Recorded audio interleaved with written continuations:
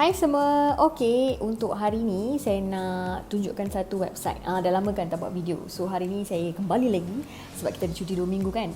Nak introduce satu website iaitu Pedek yang banyak membantu dalam kelas online saya sepanjang tahun lepas dan juga tahun ni. Tapi sebelum tu, sesiapa yang pakai Google Slide, saya dah pun siapkan satu lesson ni. Nanti at the end of the video, saya akan share link untuk lesson ini. So first kali kita kena activate Pedek add-on. Dalam Google Slides, pergi dekat add-on, klik get add-ons. Lepas tu type Pedek for Google Slides add-on. Kita kena install add-on ni dalam Google Slide lah. So tengok je macam mana kita nak buat. Okay. So once you all dah add-on, dia akan jadi macam ni.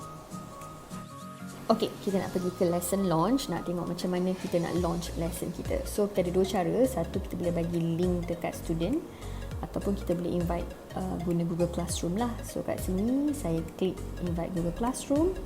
Lepas tu saya akan pick satu kelas. Lepas tu kita akan tekan invite this section. Atau juga kita boleh klik give students a link dan copy dalam Google Meet ataupun Zoom. So student akan dapat template ni dulu sebelum kita start lesson. So diorang boleh pilih lah how are you feeling today ataupun diorang boleh skip juga.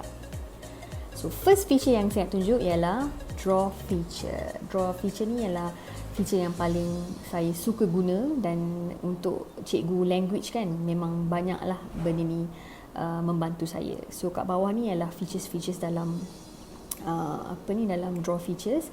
Kita boleh customize size ataupun kita juga boleh select color yang kita nak lah. So ini dalam student mode, okay. So student akan nampak paparan macam ni. So let's say kita nak cari kata sendi nama. So saya adjust sikit, saya jumpa kepada. So nanti teachers akan tengok lah individually diorang buat, dan kalau salah kita boleh erase. Satu lagi aktiviti, let's say saya suruh diorang bulatkan kata kerja, diorang nampak. Okay, lepas diorang bulatkan, diorang kena tulis lah apa kata kerja tu. So sebab tu saya kata ini salah satu features yang paling saya suka lah, dan saya rasa cikgu language mesti suka features ni.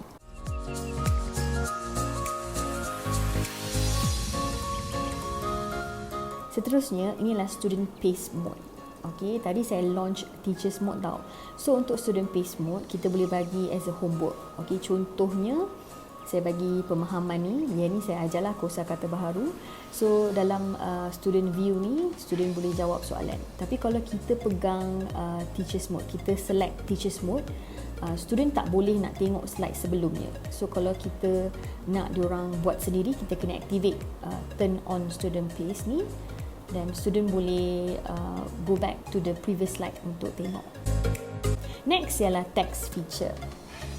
So text feature ni basically respon ringkas lah, contohnya kan. So kat sini saya set up masa, saya bagi 30 minit. So dekat sini student kena jawab lah.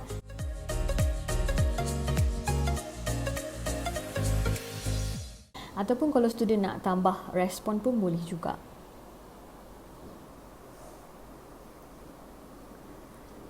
Dan bila masa dah tamat, student tak boleh jawab lagi. Jadi sebagai cikgu, kita boleh bagi star answer kalau kita suka jawapan tu, dan kita juga boleh leave feedback secara individu lah kepada student. Contoh saya yang macam saya buat sekarang ni. Okay, so send feedback.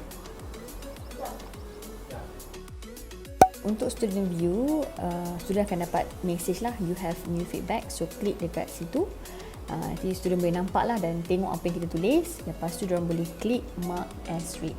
Next one ialah audio feature. Pedek pun ada audio feature juga. So student just klik icon ni, icon headphones, dan hi, testing audio untuk Pedek. So lepas habis tu cikgu boleh buat satu aktiviti lah. Next one ialah choice feature. Choice feature ni lebih kepada poll. Contohnya saya bagi soalan tahu tentang lumba haram. So student boleh vote lah sama ada ya ataupun tidak.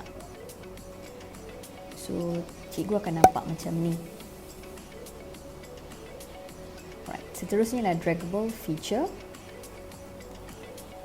Yang ni student boleh pilih jawapan yang senang jawapan yang senang. Jawapan yang betul dengan drag icon ni lah. Icon ni boleh tukar tau. Kita boleh tukar gambar bulat ke apa ke, terpulang lah.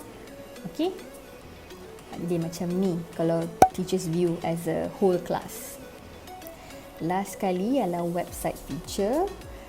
Kat Pedek ni kita boleh embed banyak gila website. Nearpod, WordWall, Quizzes. Ni contoh Nearpod lah. So dekat sini saya tak boleh share Nearpod punya lesson sebab dia bawah school district, sekolah saya. Jadi saya tak boleh share yang ini. Tapi kalau cikgu-cikgu ada akaun Nearpod sendiri boleh guna. Yang ni untuk WordWall. Jadi student tak perlu keluar daripada Pedek ni. Diorang buat semuanya dekat sini sebab kita dah embed website tu dekat sini. Sekali jalan je. Okey, untuk group work saya suka guna Jamboard. So apa yang saya buat ialah saya pecahkan mereka dalam kumpulan. So student akan klik diorang punya kumpulan dekat situ. So kat bawah ni ada nama student lah. So diorang boleh klik let's say kumpulan 1. So ni Jamboard lah. Yang ni hasil student saya buat. Diorang buat secara berkumpulan. Saya guna Zoom, saya buat breakout room. Okay, selain daripada itu saya juga ada buat activity Jamboard yang lain juga macam ni. So yang ni macam ni kita nak sign up account. Okay, so first kali kita boleh log in with Google. Kita boleh set up lah as a teacher. Lepas tu authorize with Google.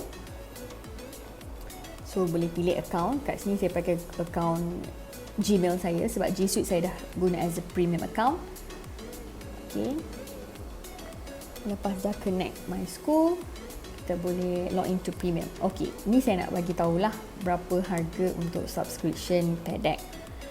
Memang agak mahal sebenarnya, tapi kalau cikgu memang gunakan, macam saya ada dapat 1 month premium account. Lepas tu trial lah. Lepas tu saya dapat extend lagi 3 bulan sebab saya pergi webinar dia. So, lepas tu baru saya bayar dalam $17 macam tu, dalam RM75 Malaysia. So kalau siapa minat boleh try. So kalau ada soalan, saya ada buka link untuk Pedek lesson ni. So cikgu-cikgu boleh tulis respon ataupun apa lagi yang cikgu nak tahu tentang Pedek. Okay?